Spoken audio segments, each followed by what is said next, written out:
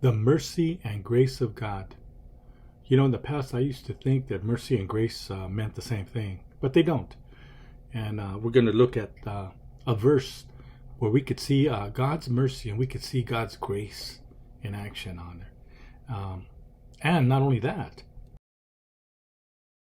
we also will see a choice that needs to be made in the middle of that verse.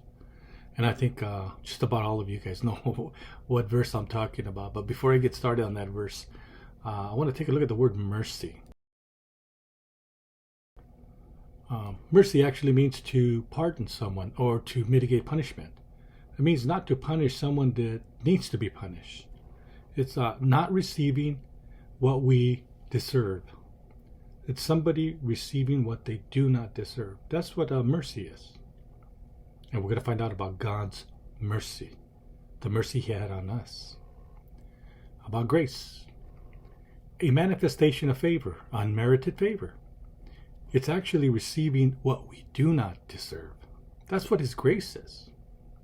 Someone said once, grace is mercy in action. Boy, does that sound so true. So let's get started on that verse.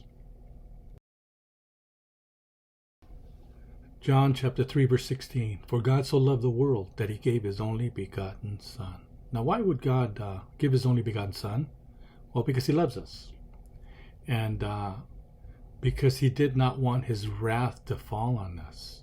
You see, in Ephesians chapter 2, I believe verse 3, it says that by nature we were the children of wrath because of our sins.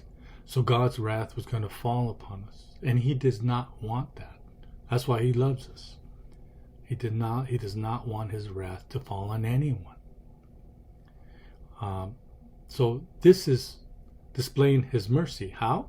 Because He sent His only begotten Son, Jesus, who went to the cross, shed His blood for the forgiveness of our sins. He died and was buried and rose the third day and is alive. And He did that for us, so we don't have to be punished or the wrath of God fall on us because of our sins. In 1 John 3:5, it says that He was manifested to take away our sins. That's God's mercy right there. And look at the choice. That whosoever believeth in Him, look at the choice that we can make here. Whosoever believeth in Him. Believeth in what? Believeth in that mercy, who is Jesus, what He did. Should not perish, but have everlasting life. There's His grace, giving us everlasting life.